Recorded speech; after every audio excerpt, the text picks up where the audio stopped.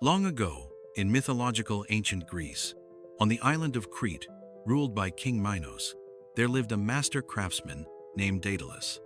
He was known throughout the ancient world as the most ingenious inventor and architect who ever lived.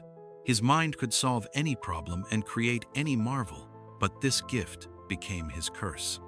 King Minos's wife, Pasiphae, had been cursed by the god Poseidon to fall in love with the king's prized bull. Eventually, she conceived by the bull and gave birth to the Minotaur, a creature half human and half bull.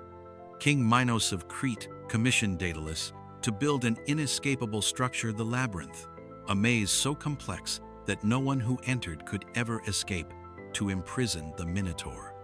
Daedalus completed his masterpiece, but when he wished to leave, King Minos refused, saying, "You know too many of my secrets. You will never leave this island." As a result, Daedalus and his young son, Icarus, became prisoners at the top of the tallest tower on the island, surrounded by water on all sides. But Daedalus was still a genius inventor. While observing the birds that circled their prison, the means of escape became clear. Daedalus said to his son, "If we cannot escape by sea, then we shall escape by sky." Using feathers from the flocks that perched on the tower, along with thread and beeswax, Daedalus bound the feathers together, crafting two magnificent pairs of wings. These wings were their salvation. On the morning of their escape, Daedalus helped his son strap on the wings, adjusting the leather bindings across his shoulders, and told him, "Listen to me carefully. What I am about to tell you will determine whether we live or die."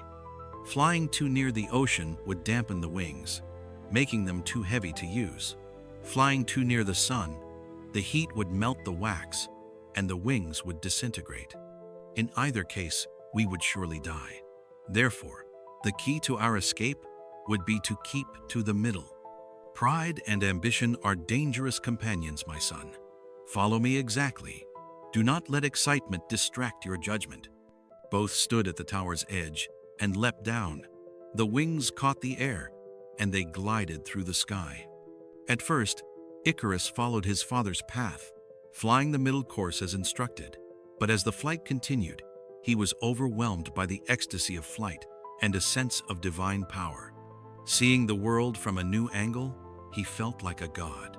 In that moment, he forgot that he was human. Ignoring his father's warnings, he rose higher and higher, moving closer to the sun. To him, the sun appeared as a guiding beacon above. "Not too high," Daedalus shouted, but Icarus was too far away to hear. Now Daedalus could only watch in horror as Icarus ascended higher and higher, powerless to change his son's dire fate. As Icarus looked downward, he saw feathers drifting away on the wind. He flapped desperately, but the wax had softened. Confused, he tried to descend, angling his wings downward, but it was too late. The wings were disintegrating, and he was already falling. In those final seconds, tumbling through the air, Icarus understood everything. His father had been right. The warning had been wisdom, not fear. The middle path had been the safe path, the wise path, and he had abandoned it for the thrill of going higher.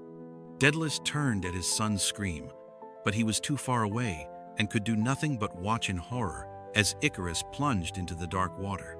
Daedalus landed on a nearby island, collapsed on the shore, and wept. He had gained his freedom, but lost everything that made it meaningful. He had warned his son, but Icarus mistook wisdom for fear. Sometimes, people only understand wisdom when it is too late.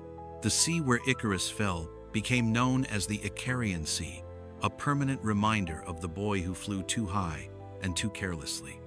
Centuries later, people still tell the story of Icarus, yet many misunderstand its meaning.